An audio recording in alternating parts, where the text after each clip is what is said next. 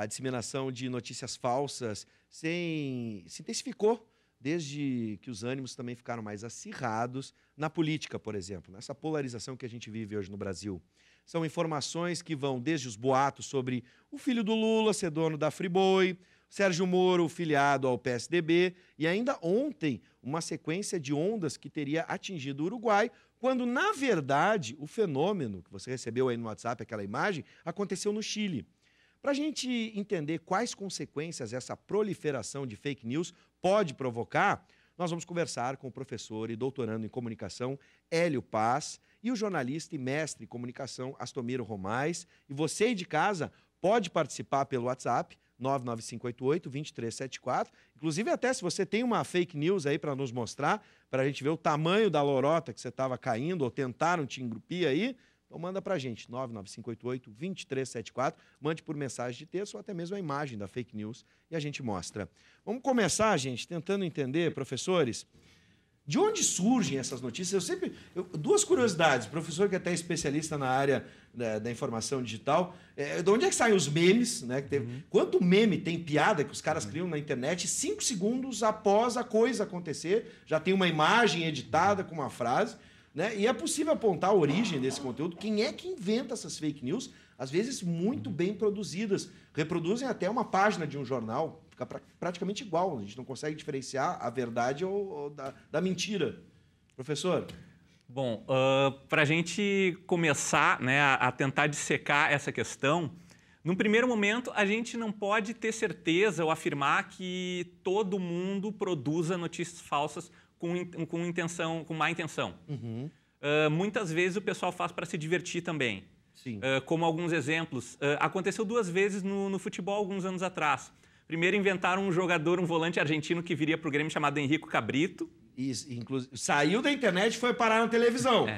Né? Aí é falta de apuração. Tudo bem. Né? E a outra, eles inventaram um atacante brasileiro que jogava no Chelsea B, que nem existe, com base em edição no Photoshop do boneco do Didier Drogba no game FIFA, só mudando o número e o nome para esse jogador. Ali era zoação. Aí é zoação. Sim. O pessoal faz isso mesmo de zoação para tirar sarro de certos comunicadores. Ó, a gente está vendo aqui, por exemplo, as imagens que supostamente eram no Uruguai, mas eram no Chile. A imagem é do Chile, mas reproduziram como se fosse do Uruguai. Estou lembrando, professor, agora de gente que profissionalizou isso das fake news com o sensacionalista, que começa na internet, passa por Multishow e até na Veja, até agora. Né? Produzindo notícias de forma profissional, tudo lorota, tudo mentira.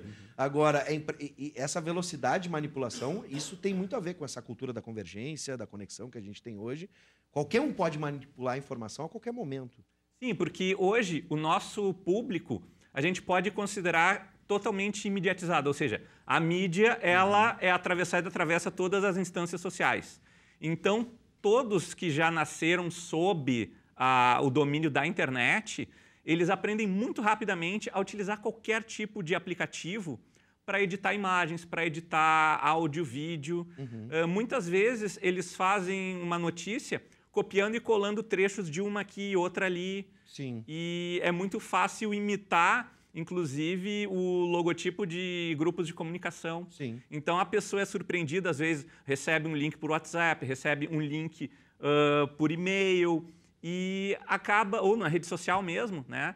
E clica e vê aquela semelhança com um site conhecido de notícias, não percebe que o endereço é completamente diferente. Sim, a imagem é similar, mas o endereço, o link é diferente. Agora, professor Astomiro Romais, meu professor na Faculdade de Comunicação aqui, no curso de jornalismo da UBRA, eu falei, tudo bem, né? Um jornalista que embarca nessa, por exemplo, não apura notícia. Não, tudo bem não, tudo mal, né? Com essa velocidade que a gente tem, até mesmo profissionais acabam caindo. Na ânsia de dar a notícia em primeira mão, o pessoal acaba embarcando. Exatamente. Às vezes as pessoas criticam muito a questão das mídias sociais, mas elas, de certa forma, elas até corrigem muitas vezes a mídia tradicional também, né?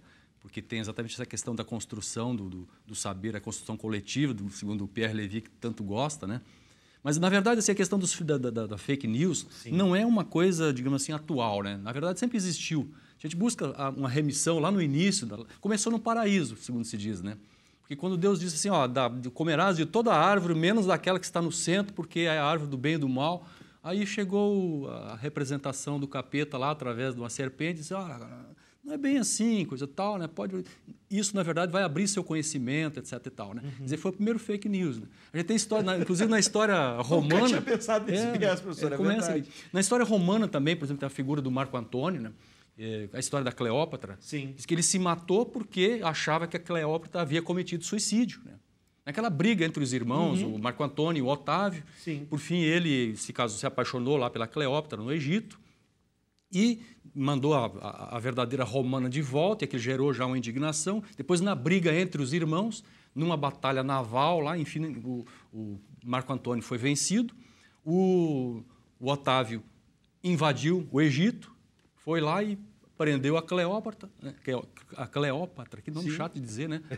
Enfim, e aí o cara ficou sabendo que alguém chegou no ouvido e disse, a tua amante se matou, né? Sim. E o cara foi lá, pegou a espada e cravou no próprio peito, né? Cometeu um suicídio por uma fake news, né? De novo, a serpente estava na história. Na história, dizem, exatamente. Né? Por fim, a verdade é que depois entrou a serpente de novo, porque a Cleópatra acaba se matando depois, supostamente picada por uma cobra, uma serpente venenosa, que, aliás, nunca se descobriu, na verdade, os médicos de então disseram que ela não encontraram veneno no corpo dela. E aí né? deu uma deixa para a pergunta para os dois, professor. Essa coisa da confusão da informação. Às vezes, por exemplo, tem gente que chama agora fake news de essa coisa do pós-modernidade, modernidade líquida. O senhor já vai falar no Pierre Levy, a gente já falou no Jenkins aqui, nos Pensadores. Criaram a ideia de pós-verdade. Pós-verdade. A pós-verdade. O fake news é a pós-verdade. A ideia de que, por exemplo, uma mentira dita várias vezes se torna verdade. Nessa confusão de informação, às vezes tem algum fundo de materialidade, alguma coisa, ou, por exemplo, nas guerras, a gente vê a briga pela informação. Hoje, por exemplo, a guerra política no Brasil. Isso só fomenta fake news de ambos os lados. Isso. A gente vê dos dois lados. Professor, como é que a gente pode tentar entender? É uma guerra? Isso é um indício de guerra, por exemplo, que a gente vive? Guerra ideológica, por exemplo? Isso já se chama de... Existe o conceito de ciberguerra desde da metade da década de 90. Né? Hoje, isso é muito mais aperfeiçoado porque, num primeiro momento, se pensava que as únicas pessoas que teriam experiência e conhecimento para disseminar esse tipo de guerra de informação seriam os desenvolvedores, capazes de romper senhas de sites para publicar no lugar dos próprios proprietários ou jornalistas que trabalhem para um determinado site. Sim. Agora não. Agora a gente pode utilizar qualquer domínio, utilizar uma imagem semelhante. Esse caso do Chile, Bives, é interessante. A foto é de uma ressaca no Chile e eles disseram, é no Uruguai. Muitas vezes isso não ocorre também por maldade. É o susto de tanto ouvir, assistir ou ler notícias sobre, frente fria no Uruguai, vai subir o mar, vai chover bastante, taranã, no Uruguai. Alguém que ficou impressionado com isso, a primeira foto que vê não procura, não sabe de onde é e começa a compartilhar. Entendi. Pelo que o professor está dizendo, me corrija se eu estiver errado, professor Astomiro, a fake news, é ali que eu estava querendo dizer, onde é a fumaça a fogo. A gente faz fake news de coisas que realmente são polêmicas ou de interesse público. Parece que ninguém faz fake news daquilo que não interessa. Por exemplo, hoje a gente vive um clima de disputa política. E isso interessa as pessoas. E é por isso que eu vou mexer com elas através de um fake news. Exato. Uma situação que não tem interesse ou relevância, a gente não vê isso acontecendo. O interesse da fake news é ter onde a fake news cresce é no interesse do público. Exato. É por aí, onde há leitores. Exato. Falando sobre a pós-verdade, né? Pós-verdade, aliás, o dicionário Oxford elegeu em 2016 essa palavra como uma palavra mais utilizada, né? Quer dizer, a história da pós-verdade, exatamente onde o fato objetivo ele não tem a relevância tamanha que tem as emoções, que tem a minha visão pessoal das coisas. Então, essa é a chamada pós-verdade. E isso exatamente se reflete, né, nesse cotidiano das mídias, né? Onde circula numa velocidade tremenda esse mundaréu de coisas, né? E não é só agora, inclusive coisas recentes falou em guerra também, né? O caso, por exemplo, do Saddam Hussein, né? Quando disseram que, quando invadiram lá o Iraque, dizendo que havia armas químicas, né? Sim. Isso também é fake news, uma notícia que legitimou aquela invasão em decorrência de uma notícia falsa, na verdade, né? Se invadiu, se vasculhou, se procurou, nunca se acharam armas químicas lá no Iraque, na verdade, né? Sim. Então, essas coisas vão se proliferando de tal maneira que, né, Acho que os dois E na falaram. política e interesse econômico, então é uma tragédia. Exatamente isso. Acho que a gente pegou um gancho agora bem interessante para a gente entender as fake news. Precisa haver um interesse naquele assunto. Para que a disputa da informação aconteça, exista.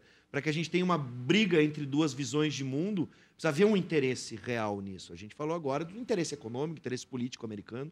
Para que isso se torne algo relevante e seja uma fake news, precisa haver um interesse de algo. Precisa ter um grupo de pessoas interessadas nisso, para que eu venha produzir aquela informação. Acho que tem um cara chamado Faris Jacob que diz assim: if it doesn't spread, it's dead. Se não se espalha, está morto. É verdade. Então, o negócio é importante. Até tem um caso de um londrino lá que parece que ganhou $30 mil nessa jogada de criar falsos fatos, né? Que exatamente era pela chamada high density, aquela visitação maior, o clickbait, as pessoas clicam ali na notícia para ver. O cara, quanto mais circulam por aquele espaço, mais a pessoa acaba ganhando com aquela notícia, né? Então, o cara significa $95 mil por mês de salário, um cara que inventa histórias, na verdade, né? E grande parte das pessoas leem as notícias e replicam nas redes sociais, lendo só o título, né? Nem sequer leem o conteúdo, né? Sim. É um outro problema grave também, né? Bom, a gente vai discutir amanhã, por exemplo, a questão neonazista nos Estados Unidos, né? A internet, esse ambiente da internet, dito e celebrado muitas vezes como democrático, onde a liberdade de expressão é grande, a internet se tornou uma disseminação barata e exponencial dessas informações. Isso ajudou a fomentar o ódio, por exemplo. Isso que a gente está vivendo hoje, clima de intolerância, essa disputa ideológica. Isso tem um pouco de reflexo com a fake news? Acho que sim, com certeza. Porque à medida em que a gente... Bom, a internet, sim, eu acho que existem dois tipos de... Claro, a sociedade ela é muito fragmentada, mas se a gente pudesse generalizar, assim, eu acho que daria para a gente considerar que do tipo de perfil que gosta de disseminar notícias falsas com algum interesse, eu diria assim, que tem um tipo de público que ele é movido a interesse econômico, e isso não é novidade, né? O professor havia mencionado a época da Cleópatra e do Império Romano.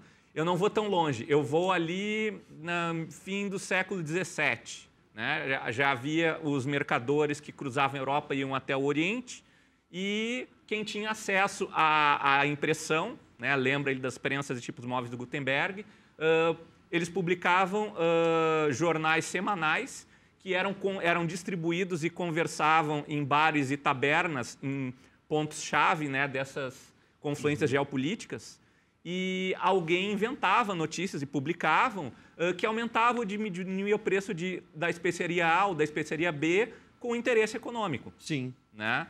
E um outro perfil, eu diria, é aquele tipo de pessoa que ela pensa, ela acredita em determinados valores que são um pouco mais reacionários e ela se expõe publicamente, ela não percebe que ela não está mais no churrasco de família. Uhum. Ela publica aquilo que ela sente, da maneira com que ela pensa, como ela enxerga o mundo, para todo mundo assistir e ouvir. Sim. E ela vai encontrar eco ali, porque presencialmente, grande parte das pessoas que agem dessa maneira se constrange. Tem medo de perder o emprego, tem medo de perder credibilidade em outro tipo de ambiente, então ela se fecha. Mas no momento em que ela está em rede e os dedos ficam nervosos ali no teclado, ou então, às vezes, até toma uma dose a mais, né? Se beber, não tecle, né? Isso aí é uma... Tinha que ter esse adesivo Que mesmo. você é aquilo que posta Você também, é aquilo né? que posta, é né? verdade. Claro. Esse cuidado, né? Então, isso... Eu imagino, antes do professor Astomiro, a gente tem alguns exemplos aqui que estão mandando. Eu gostei da primeira ali, Guilherme, volta ali um pouquinho. Essa aqui é boa. Interesses criminosos também, né? Abomino as fakes de promoções imperdíveis. Eu quase caí numa dessa de celular, Alessandra. Bem lembrado, Alessandra Fraga. O intuito desses caras é hackear os dados pessoais. Ó, você vê um anúncio aí do iPhone 7 custando a mesma coisa que o Nokia 500 e não sei o que, lembra o da serpente aquele? Desconfia, tá? Porque só pode ser presepada. Então tem tudo isso. Professor, um pouco do que o Hélio falou, pelo que eu estou entendendo, é que para fake news acontecer, a gente tem que ter um interesse, tem que ter um público para isso. Exatamente. E isso está muito ligado à ideia de bolha que a gente vive hoje. Aquilo que eu penso vai encontrar eco com outras pessoas e aquilo que eu não quero, eu não vou compartilhar, eu não vou ler, eu não vou reproduzir. Aquilo que me interessa, eu vou ler e vou compartilhar. Eu acho Vou que a jogar questão pros outros. tu citou a questão do eu, né? O eu sempre como centro. Acho que a própria a própria selfie, ela é metafórica, né? Sim. Porque na selfie o que é? Sou eu em primeiro plano, o resto tudo é paisagem de fundo, né? Então sempre o que eu penso. Por exemplo, hoje a gente percebe as pessoas ouvindo não para compreender, ouvem para responder, né? Exato. Então você sempre tem que... Qualquer coisa que você poste na rede, sempre tem alguém que vai dizer que não é exatamente isso, vai te contestar, vai tentar te desconstruir. Isso parece uma febre assim, muito permanente hoje nas redes sociais. Sim. Eu me assusto um pouco com essa tentativa permanente que as pessoas têm de desconstruir os outros, né? Eu tenho um sonho, professor, para a gente fechar, que é o seguinte: eu quero ver se você de casa compartilha notícias que são contra a sua forma de pensar. Ninguém compartilha isso. Exatamente. Ninguém quer ler, ninguém quer ver aquilo que não lhe interessa ou que não reproduz o seu pensamento. Agora, eu vou compartilhar aquilo que eu... Não interessa se é verdade ou não, mas eu vou compartilhar aquilo que eu acho, que eu acredito. Então, acho que um pouquinho disso a gente precisaria ter. Uma revolução, compartilhar contrapontos e não pontos de vista. Fica um sonho. E tem as duas faces, né? Por exemplo, a coisa assim de dizer que é uma inteligência coletiva, segundo o Levi, né? Sim. Você consegue todo mundo ter sua opinião, expressar-se, né? Não existe mais uma verdade única, né? Mas, por outro lado, também tem o aspecto assim de você, né? De querer você ser o dono da verdade sempre, né? Então, ser o dono da verdade. Daí explica um pouco das só fake a minha news. verdade é que Vou vale, terminar né? com o Marcos. I have a dream. Né? Que todo mundo possa compartilhar contrapontos e não ficar só dizendo aquilo que pensa. Professor Hélio, sempre um prazer recebê-lo. Professor Astomiro, da mesma forma. Né? E vamos lá, vamos checar as fontes aqui, tá? Nem aqui. Se você às vezes desconfia das nossas informações, assiste outros meios também. Perfeito. Né? A gente não é o dono da verdade aqui, por isso a gente sempre promove o debate.